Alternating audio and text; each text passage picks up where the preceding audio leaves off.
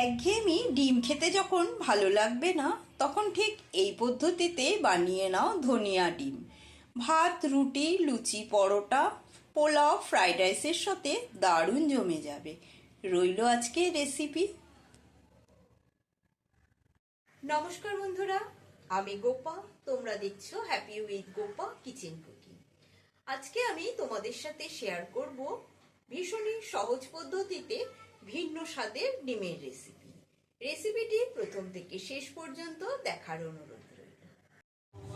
ধনিয়া ডিম বানানোর জন্য এখানে 5টা সেদ্ধ করা ডিম নিয়েছি, ডিমের খোসাটা ছাড়িয়ে নিয়েছি। এবারে মিক্সার জারের মধ্যে 6-7টা কাজু বাদাম দিয়ে দিলাম, আর দিয়ে দিচ্ছি 2 চামচ মতো টক দই। তোমরা ডিমের পরিমাণ বুঝে টক দইটা ব্যবহার করবে।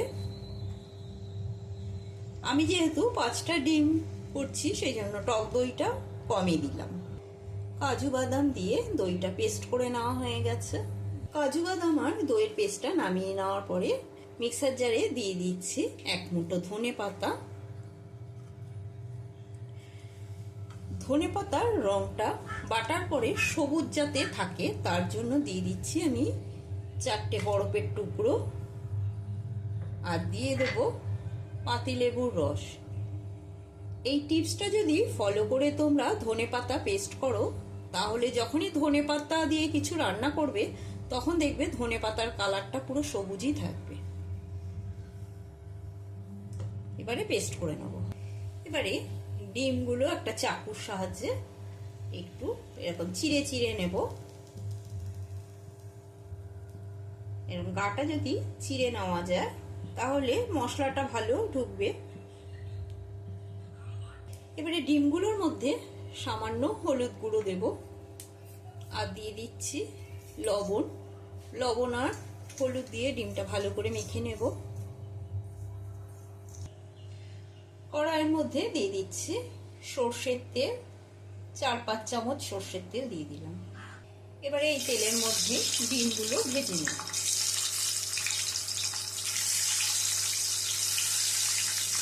সমস্ত ডিমগুলো দিয়ে দিলাম, দিয়ে ডিমটা ভেজে নিতে হবে। ডিমগুলো ভাজা হয়ে গেছে, বেশি কড়া করে ভাজিনি। এবার এই ডিমগুলো তুলে নিই। ডিমগুলো তুলে নেওয়ার পরে ওই তেলে ফোড়ন দিয়ে দিচ্ছি 2টো ছোট এলাচ, দিয়ে দিচ্ছি কিছুটা গোটা জিরে আর একটা তেজপাতা।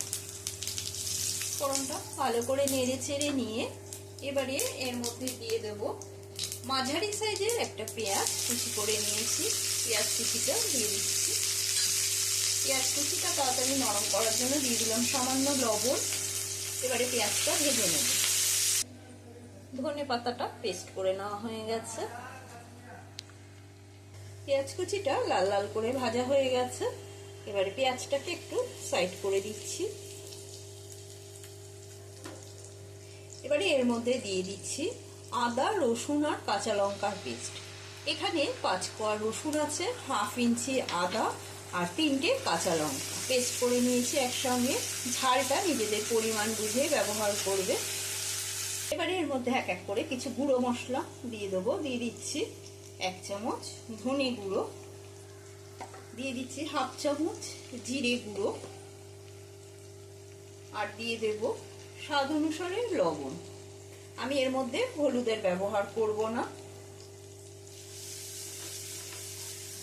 দিয়ে দিচ্ছি সামান্য জল, নাহলে মশলাটা পুড়ে যাবে। একটু জল দিয়ে মশলাটা কষিয়ে নেব। যদি এর মধ্যে হলুদ দেওয়া যায় তাহলে কিন্তু সবুজ ভাবটা কেটে যাবে ধনে পাতা, সেই জন্য আমি কোনো হলুদের ব্যবহার করলাম না। মশলাটা কষানো হয়ে গেছে। মশলা থেকে সুন্দর যখন গন্ধ বেরোবে তখন এর মধ্যে দিয়ে দিচ্ছি আমি কাজু বাদাম আর দইয়ের পেস্ট। সেটা দিয়েও ভালো করে নেড়ে চেড়ে নেব। দিয়ে দিচ্ছি দই আর কাজু বাদাম পেস্টের বাটি ধোয়া জল।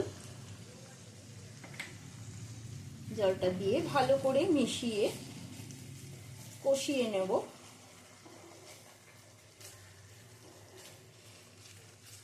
এবারে এর মধ্যে দিয়ে দেব ভেজে রাখা ডিমটা।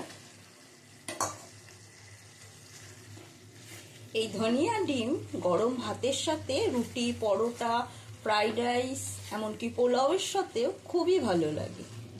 আর শীতের দিনে ধনেপাতা থাকতে থাকতে এই রেসিপিটা তোমরা বানিয়ে নেবে। ডিম দিয়ে সমস্ত মশলা কষানো হয়ে গেছে, এরকম তেল ছেড়ে ছেড়ে আসবে, তখনই দিয়ে দেবো আমি এর মধ্যে ধনেপাতার পেস্ট। ধনেপাতার পেস্টটা দিয়েও নেড়ে চেড়ে নেব। আর দিয়ে দেবো মিক্সার ধোয়া জল। মিক্সার ধোয়া জলটা দিয়েও ভালো করে মিশিয়ে নেব। ডিমের রংটা দেখো কত সুন্দর সবুজ রয়েছে। আমি ঠিক যেই পদ্ধতিতেই বানালাম, ঠিক এই পদ্ধতিটাই ফলো করে তোমরা বানিয়ে খেয়ে দেখবে, অপূর্ব স্বাদ হয়। একঘেয়েমি ডিম খেতে তো ভালো লাগে না, মাঝে মাঝে এরকম একটু পরিবর্তন করে খেলে দেখবে নিজেদেরও ভালো লাগে, বাড়ির বাচ্চাদেরও ভালো লাগবে। ডিম ধনিয়া রেসিপিটি কমপ্লিট।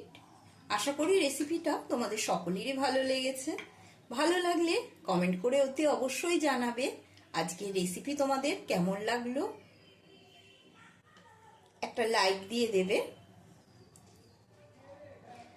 ডিমটা আমি নামিয়ে নিচ্ছি।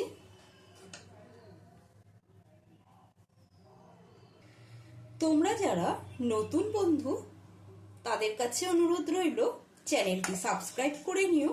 পাশে থাকা বেল আইকনটা প্রেস করে দেবে, যাতে আমার রান্না নিত্য নতুন নোটিফিকেশনগুলো সবার আগে তোমাদের মোবাইলে তাড়াতাড়ি পৌঁছে যায়।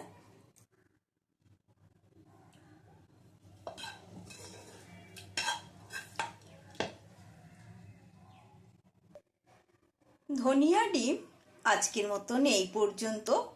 আবারও নতুন কোনো রেসিপি নিয়ে হাজির হব। সুস্থ থাকবে, ভালো থাকবে, ধন্যবাদ।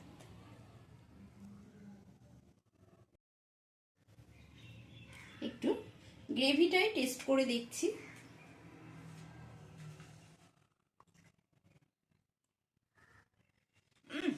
দারুণ।